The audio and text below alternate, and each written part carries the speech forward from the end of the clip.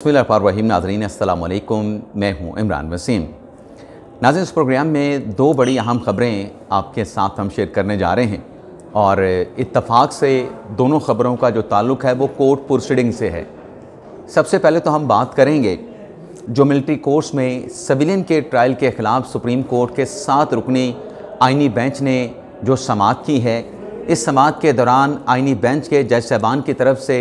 जो सवालात पूछे गए, आज की अदालती कार्रवाई में वज़ारत दिफ़ा के वकील ख्वाजा हारिस की जानिब से जो दलाइल दिए गए, जज साहबान के सवालात का जो जवाब दिया गया ख्वाजा हारिस की तरफ से, ये सारी डिटेल अदालती कार्रवाई की आप नाज़रीन की खिदमत में पेश करेंगे। और इस खबर की अदालती समाअत की डिटेल के बाद हमारी दूसरी जो खबर है कोर्ट कार्रवाई के हवाले से, फिर उसकी तफसीलात भी आप नाज़रीन की खिदमत में पेश करेंगे। लेकिन प्रोग्राम का आगाज़ करने से पहले आप देखने वालों से चैनल सब्सक्रिप्शन की दरख्वास्त करेंगे कि जिन दोस्तों की जानिब से अभी तक हमारे चैनल को सब्सक्राइब नहीं किया गया, उनसे दरख्वास्त होगी कि चैनल को सब्सक्राइब कर लें, बेल आइकॉन का बटन प्रेस करें। वीडियो अगर पसंद आए तो इसे लाइक भी करें और शेयर भी करें। ब्लॉग का आगाज़ करने से पहले नाज़रीन, जो मैंने थंबनेल पे लिखा कि अदालती कार्रवाई में चीटिंग, अदालती कार्रवाई में डंडी कैसे मारी जाती है, तो ये भी नाज़रीन दो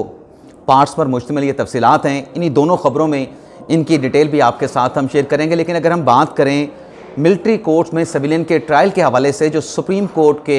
बेंच में समाअत चल रही है, आइनी बेंच जो प्रोसीडिंग कर रहा है, उसमें भी नाज़रीन मैंने ये बात नोट की है कि हमारे साथियों की तरफ से जो जज साहबान के रिमार्क्स हैं वो तो बड़े शौक़ के साथ जो है वो टीवी पे, मीडिया पे रिपोर्ट किए जाते हैं, लेकिन जो वज़ारत दिफ़ा के वकील हैं ख्वाजा हारिस साहब, उनके दलाइल जो है उस शौक़ के साथ या उस तवाज़ुन के साथ रिपोर्ट नहीं होते जिस तवाज़ुन के साथ जो है जज साहबान के सवालात और रिमार्क्स जो है वो रिपोर्ट हो रहे होते हैं। तो मेरी कोशिश ये होती है कि अपने प्रोग्राम में तमाम जो प्रोसीडिंग है जिसमें जज साहबान के सवालात भी हैं, जज साहबान के रिमार्क्स भी हैं, और फिर जो वज़ारत दिफ़ा के वकील ख्वाजा हारिस के जो दलाइल हैं वो भी आपके सामने रखे जाएँ। लेकिन दूसरी नाज़रीन जो खबर है उसमें भी कुछ प्रोसीडिंग में चीटिंग, प्रोसीडिंग में डंडी मारने का इंकशाफ हुआ है। वो डिटेल तो आगे चल के आपके साथ हम शेयर करेंगे। लेकिन जो आइनी बेंच में मिलिट्री कोर्ट्स में सिविलियन के ट्रायल से मुतल्लिक केस की समाअत हुई और आज की अदालती कार्रवाई में वज़ारत दिफ़ा के वकील ख्वाजा हारिस ने इस नुक्ते से अपने दलाइल का आगाज़ किया कि यहाँ पर जो बार बार सिविलियन के मिलिट्री कोर्ट में ट्रायल के हवाले से या ट्रायल के ख़िलाफ़ जो रिमार्क्स दिए जाते हैं, ख्वाजा हारिस ने कहा कि देखें यहाँ पे जो नेक्सस देखा जाना है वो नेक्सस इस बात का देखा जाना है। अब नेक्सस क्या होता है? नेक्सस आप साजबाज भी कह सकते हैं, आप गठजोड़ भी कह सकते हैं। ख्वाजा हारिस ने कहा कि नेक्सस इस बात का कहना है कि जो आर्मी एक्ट है उसमें जो ऑफेंसेस का जिक्र है, यानी आर्मी एक्ट के तहत जो जुराइम हैं, उनमें से किसी भी आप जुर्म का इर्तिकाब करेंगे, आप सिविल हैं, आपका ताल्लुक़ किसी इदारे से है, आपका ताल्लुक़ जो है वो कौमी सलामती के इदारे से है, आपका ताल्लुक़ सिविल इदारे से, अस्करी इदारे से है, तो आर्मी एक्ट में दर्ज किए गए ऑफेंसेस में से यानी जुराइम में से आप किसी जुर्म का इर्तिकाब करेंगे तो फिर आपका जो ट्रायल है वो मिलिट्री कोर्ट में होगा। फिर ये सवाल नहीं पैदा होता कि वो सिविलियन है या नॉन सिविलियन है। अगर आपने आर्मी एक्ट में दर्ज किसी भी जुर्म का आपने इर्तिकाब किया है तो आपका ट्रायल जो है वो मिलिट्री कोर्ट में चलेगा। जब नाज़रीन नुक्ता ख्वाजा हारिस ने बेंच के सामने रखा तो अदालत की तरफ से सवाल पूछा गया जस्टिस जमाल खान मंदुखेल की तरफ से कि यहाँ पर जो आपने नेक्सस की बात की, गठजोड़ की बात की, क्या वो जो जुर्म का इर्तिकाब करने वाला मुल्ज़म है क्या उसका मेंज़रिया नहीं देखा जाएगा? अब मेंज़रिए से मुराद ये है कि उस मुल्ज़म के जुर्म के इर्तिकाब का जो मकसद है, उस जुर्म के इर्तिकाब का मुल्ज़म की जो नीयत है, क्या उसका जायज़ा नहीं लिया जाएगा? इस पर नाज़रीन ख्वाजा हारिस साहब ने कहा कि जो मेंज़रिया है वो तो यहाँ पर सुप्रीम कोर्ट का जो बेंच है वो तो मेंज़रिया मुल्ज़म का उसका जायज़ा नहीं लेगा। मेंज़रिए का जायज़ा लिया जाना है जहाँ पर ट्रायल कोर्ट में उस केस की, उस जुर्म के इर्तिकाब में जो कार्रवाई चल रही है, जो ट्रायल चल रहा है, ट्रायल कोर्ट में मेंज़रिया का, मुल्ज़म का जो मेंज़रिया है, उसकी नीयत, उसका इरादा, उसके मकसद का वहाँ पर जायज़ा लिया जाएगा। जब ये दलील ख्वाजा हारिस साहब ने अदालत के सामने रखी तो उसे 3 जज साहबान की तरफ से इंडोर्स किया गया। जस्टिस मोहम्मद अली मज़हर ने भी कहा, जस्टिस अमीनुद्दीन खान ने भी कहा, और फिर बाद में जस्टिस जमाल खान मंदुखेल साहब ने इस बात को एडमिट किया कि बिल्कुल ये जो मेंज़रिया है ये ट्रायल प्रोसीडिंग में जो है इसका जायज़ा जो है वो लिया जा सकता है। इसके आगे चल के नाज़रीन जस्टिस जमाल खान मंदुखेल साहब ने 21वीं आइनी तरमीम का जिक्र किया। जस्टिस जमाल खान मंदुखेल ने कहा कि जो पेशावर में सानिया APS हुआ, उस सानिया APS के बाद मिलिट्री कोर्ट में ट्रायल के लिए 21वीं तरमीम की गई, मखसूस हालात में वो तरमीम जो है वो की गई थी। जैसे जमाल खान मंदोखेल ने कहा कि APS का वाक़या पेशावर कैंट में हुआ था, तब भी जो ट्रायल है वो मिलिट्री कोर्ट में नहीं चल सकता था। चूंकि ट्रायल मिलिट्री कोर्ट में नहीं चल सकता था, इसलिए जो है 21वीं तरमीम जो है उस वक्त की हुकूमत को जो है वो करना पड़ी। ख्वाजा हारिस ने इसका ये जवाब दिया कि जो 21वीं तरमीम की यहाँ पर बात की जा रही है, 21वीं आईनी तरमीम के बग़ैर भी मुल्ज़मान का जो ट्रायल है, सिविलियन का जो मिलिट्री कोर्ट में ट्रायल है, वो हो सकता था। ख्वाजा हारिस ने अदालत के सवाल पर यह जवाब दिया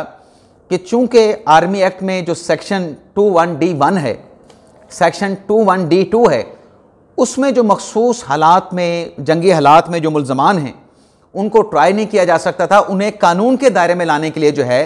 वो मिलिट्री कोर्ट में ट्रायल करने के लिए 21वीं तरमीम जो है वो की गई थी।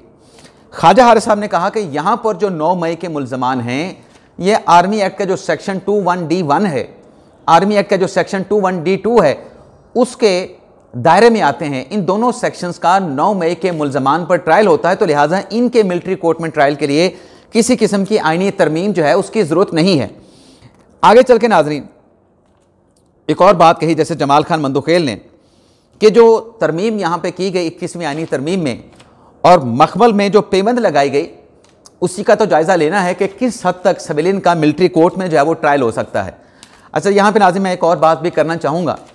कि हम अपने व्लॉग में जो जज साहबान के रिमार्क्स से मुतल्लिक बात करते हैं या उन रिमार्क्स का एनालिसिस करते हैं,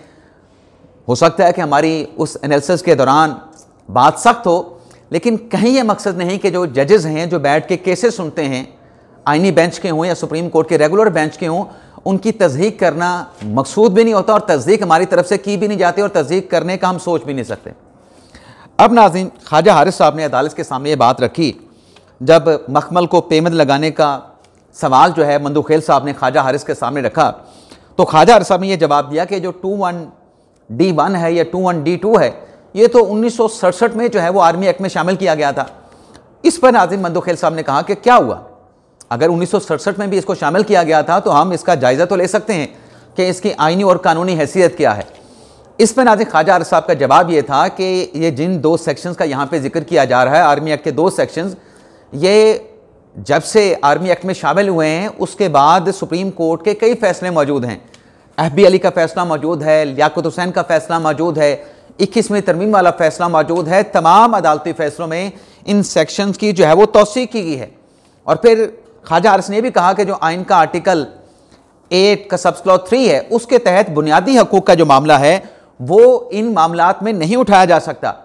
अब चूंकि आइन का आर्टिकल 8 का सब क्लॉज 3 मौजूद है कॉन्स्टिट्यूशन में, ख्वाजा हारिस ने कहा कि आइन का आर्टिकल 8 और सब क्लॉज 5 भी मौजूद है, तो ये जो दरख्वास्त है जो कि मिलिट्री कोर्ट्स में सिविलियन के ट्रायल के खिलाफ दायर की गई थी, ये दरख्वास्त नाकाबिल समाअत थी। आगे चल के नाज़रीन जैसे जमाल खान मंदोखेल साहब ने कहा कि क्या सानिया APS में गठजोड़ मौजूद था, इस पर नाज़िम वज़ारत दिफा के वकील ख्वाजा हारिस ने कहा कि बिल्कुल गठजोड़ मौजूद था, लेकिन गठजोड़ 2 तरह के होते हैं। ख्वाजा हारिस ने कहा कि एक गठजोड़ तो ये होता है कि जो जुर्म का इर्तिकाब करने वाले मुल्ज़मान हैं उनका किसी आर्म फोर्सेस के मुलाजम या अफसर के साथ ताल्लुक़ हो। दूसरा गठजोड़ ये है कि जो जुर्म सरजद किया गया है वो आर्मी एक्ट में फॉल करता हो, तो ये दोनों गठजोड़ जो है वो हो सकते हैं। जैसे जमाल खान मंदोखेल ने कहा कि जब ये APS का वाक़या पेश आया तो उस वक्त आर्मी एक्ट भी मौजूद था। अब आप गठजोड़ की बात भी कर रहे हैं, आर्मी एक्ट की मौजूदगी का भी एतराफ़ कर रहे हैं, तो फिर उन मुल्ज़मान का जिनके लिए 21वीं आईनी तरमीम की गई थी, उनका ट्रायल मिलिट्री कोर्ट में क्यों नहीं हो सकता था? उसके लिए तरमीम जो है वो क्यों करना पड़ी? दहशत गर्दी के ट्रायल कैसे और क्यों जो है वो उसके लिए तरमीम जो है वो पार्लियामेंट को करना पड़ी? ख्वाजा हारिस ने इसका ये जवाब दिया कि तरमीम में डिसिप्लिन और फ़राइज़ की अंजाम दही से हट कर कई जुराइम जो है वो 21वीं तरमीम में जो है वो शामिल किए गए थे। जैसे जमाल खान मंदोखेल साहब ने सवाल किया कि डिफेंस ऑफ पाकिस्तान से आपकी क्या मुराद है? ख्वाजा हारिस ने जवाब दिया कि जंग के ख़तरात डिफेंस ऑफ पाकिस्तान से जुड़े होते हैं। 21वीं तरमीम में जिन वाक़यात का जिक्र किया गया, जिसको यहाँ पे तज़किरा करके कहा गया कि उन वाक़यात का डाटा दिया जाए, उन वाक़यात को भी 21वीं तरमीम का जो फ़ैसला है उसमें सुप्रीम कोर्ट ने उन वाक़यात का भी जिक्र किया है, उन वाक़यात को भी शामिल किया है। जैसे जमाल खान मंदोखेल ने कहा कि देखें कि दहशतगर्द ग्रुप है या कोई मज़हब के नाम के ऊपर दहशतगर्दी की कार्रवाई करता है, आप ये बताएं ख्वाजा हारिस साहब के उसका ट्रायल कहाँ पे चलेगा? ख्वाजा आरिफ साहब ने कहा कि इसका ट्रायल मिलिट्री कोर्ट में चलेगा, लेकिन उसके लिए आईनी तरमीम के बगैर जो है वो ट्रायल नहीं चल सकता मिलिट्री कोर्ट में। जस्टिस हसन अजहर रिजवी ने यह सवाल किया कि कुछ दिन पहले खबर आई थी कि कुछ लोगों को अगवा किया गया है, और उसके बाद फिर खबर आई कि 2 लोगों को जो अगवा किया गया उसमें 2 लोगों को छोड़ भी दिया गया। किसी आर्म फोर्सेस के ऑफिसर को अगर अगवा कर लिया जाए, दहशतगर्द तंजीम अगवा कर ले, तो इसका ट्रायल कहाँ पे चलेगा? ख्वाजा आरिफ साहब ने जज साहब के सवाल का ये जवाब दिया कि फ़र्ज़ कर लें कि आर्म फोर्सेस के किसी ऑफिसर को या किसी जवान को अगवा किया गया है और मिलिट्री कोर्ट में ट्रायल नहीं चल सकता, लेकिन इस सवाल का इस केस के ऊपर क्या असर पड़ेगा?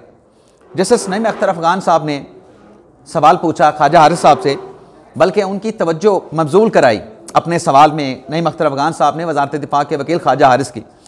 जस्टिस नईम अख्तर अफगान साहब ने कहा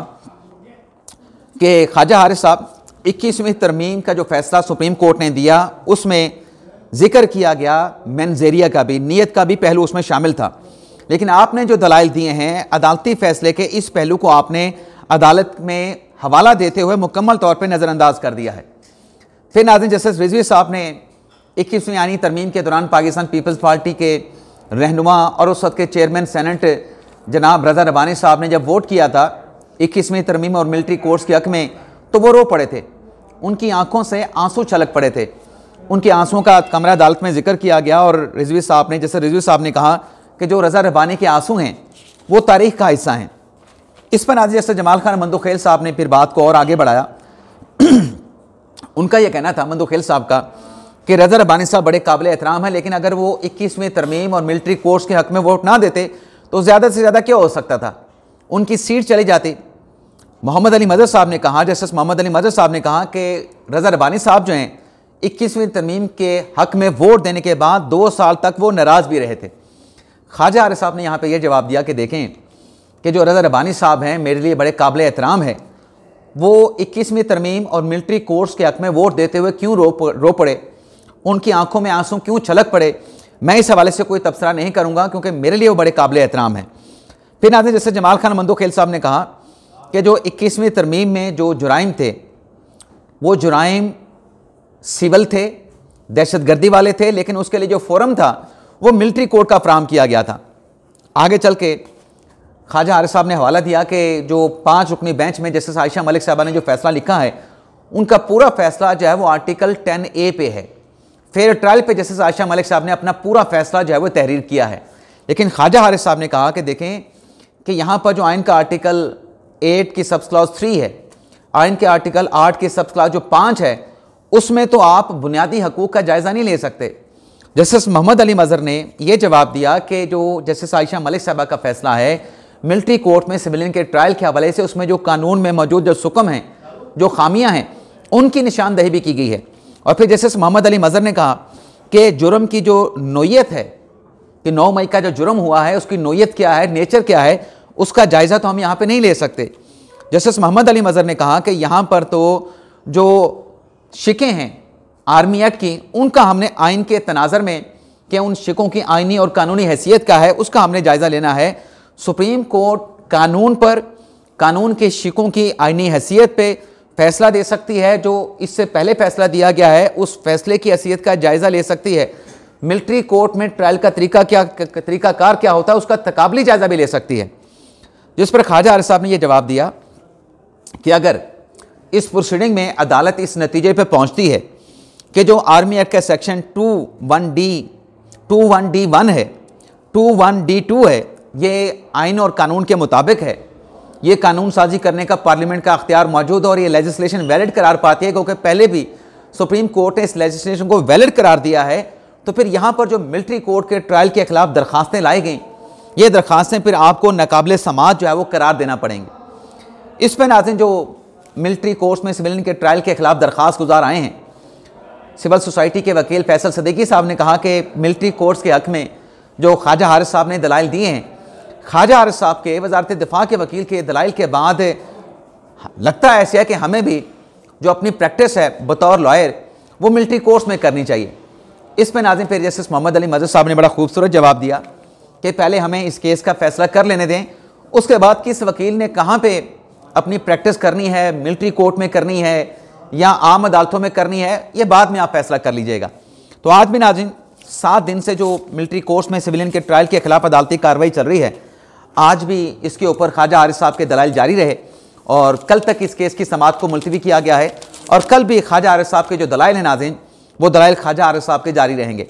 अब नाज़रीन जो एक और केस है जिसमें नालायक जज का जिक्र हुआ, नालायक वकील का जिक्र हुआ, ये नाज़रीन प्रोसीडिंग हुई है इस्लामाबाद हाई कोर्ट में और ये नाज़रीन मुकदमा था एक अराजी से मुतल्लिक। और इस केस की समाअत के दौरान justice Mohsin Akhtar Kiyani Islamabad high court के जज ने ये रिमार्क्स दिए कि 1.5 घंटे का यह प्रॉपर्टी का केस था, लेकिन नीचे लोअर कोर्ट्स में इस केस का फैसला होने में 10 साल लग गए। जस्टिस मोहसिन अख्तर कियानी ने कहा कि अगर इस केस को सुनने वाले जज नालायक थे तो यहाँ पर इस केस में जो अदालत की मामलत करने वाले वकला थे वो वकला भी नालायक थे। अब नाज़रीन ये अलमिया है कि 1 घंटे का जो केस है वो 10-10 साल तक चलता है, तो फिर लोगों को इंसाफ कैसे मिलेगा।